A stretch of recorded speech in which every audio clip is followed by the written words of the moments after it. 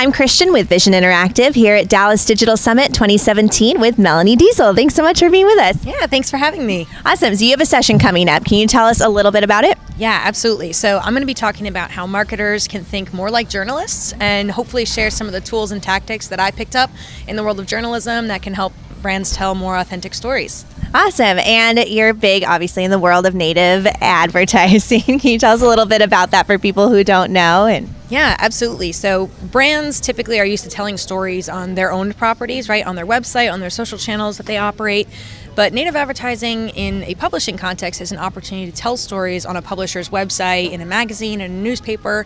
And what that gives you is a broader audience, a different audience, some added credibility of having that publisher name there, and also the storytelling expertise of the brand storytelling team at that publisher. So it's a really great way for brands to kind of branch out and add a new element to their branded content strategy.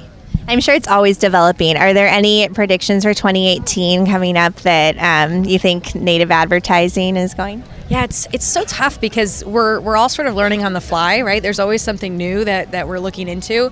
I think what's exciting for me is seeing how native comes to life in new contexts. So I was just reading that an auto brand recently hired a novelist actually to write a short story featuring their brand. So we're talking about now native in a literature context. And there's been talk about music and music videos. So I think remembering that native is an adjective that implies something, is natural to its context, and exploring what new contexts we could bring native ads to life in.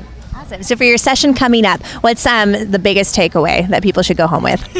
So the key thing that I'm going to be talking about is I'm using TRUTH as an acronym to remind you that your content should be timely, that it should have reputable sources, there should be something unique. It's the last one. We have tension. So you want to make sure that there's something at stake, right? We don't want to just talk about boring things, but something that actually, carries some weight, that there's some stakes in the outcome. And the H is for human connection, because people relate to people. So whenever you can bring in a human story as the focal point for your brand content, it's going to resonate with people much more deeply.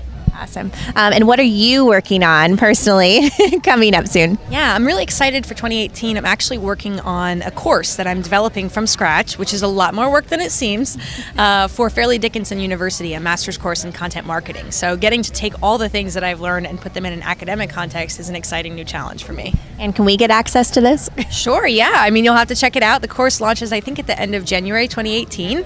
So you will have to register as a student, but it's an online course, so anyone can access from anywhere, and it should be a good opportunity for everyone to learn. Awesome. Thanks for being with us today. Yeah, thanks for having me.